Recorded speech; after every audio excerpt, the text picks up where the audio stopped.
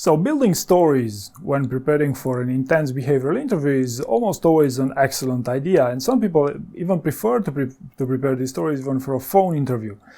Although it's from experiences those people that over prepare for phone interviews that do this. But in today's video I'm going to talk about some of the elements that will hopefully help you to streamline this process, because one of the main problems that I see is that many of you spend too much time on your story building. And you might say, okay, but I'm a perfectionist and so on and so forth.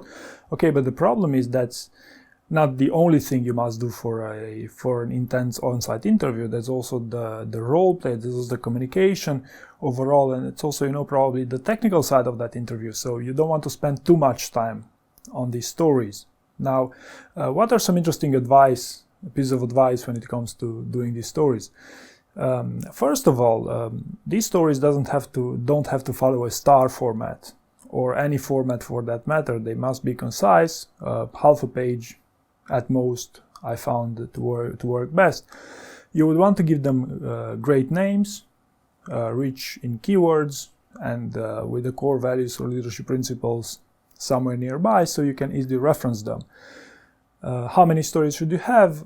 Usually, for an Amazon interview, 15 to 20 high quality stories, depending on the seniority of the role, depending on how comfortable, and also depending oftentimes on what you actually call a story. Now, how you define your stories can be related with either leadership principles, if you talk in Amazon terms, or other behaviors if you're speaking about other types of companies, as I'm sure you know many types of questions, representatives of many types of behaviors. But needless to say, you must do these stories concisely. Like if this process takes you more than 3 days, you're doing it wrong. At least this has been my experience. The other thing you would want to avoid when doing these stories is talking too much about other people.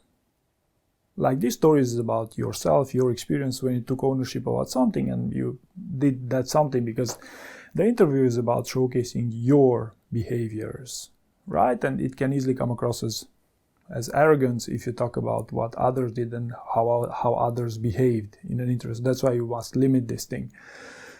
Another inflection point with this story is that you cannot find 3 to 5 failure stories.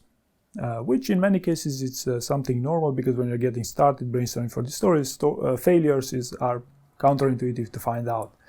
I also got a couple of other videos on this channel where I helped you to brainstorm for failure stories, but for the sake of this stage of building stories, I would say better have 2 high quality stories than 4 so-so stories. So if you can think of 1 or 2 of high quality, you can move on, and later on you will eventually brainstorm to have more of these, right? It's not a tragedy if you don't have the failure stories in the first 3 hours of thinking about these stories. The other thing, you must ensure that these stories have you as the main actor, you the one taking ownership of this. So in some, it reminds me of the I versus we discussion. Like the I versus we discussion started because some people do not take ownership or want to take more ownership than they actually had over a project. So in the stories, actually you have an exercise, you have a great opportunity to talk about yourself and you only focus on the examples where you are the key stakeholder, where you are exhibiting the behavior that they were asking you about. Another piece of advice here is almost always I find with people getting started with behavioral interviewing that the situation part is long. You're talking too much about the situation, so you must get to the point. And this is, how you could even further speed up this story building process.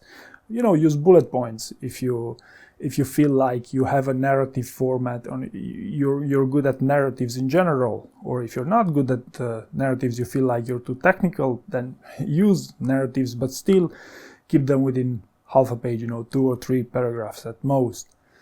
So all in all, the story building process is a very useful element in any preparation process for a high quality behavioral interview. And of course, keeping in mind that it's one step of this bigger picture of this interview. So hopefully this was useful.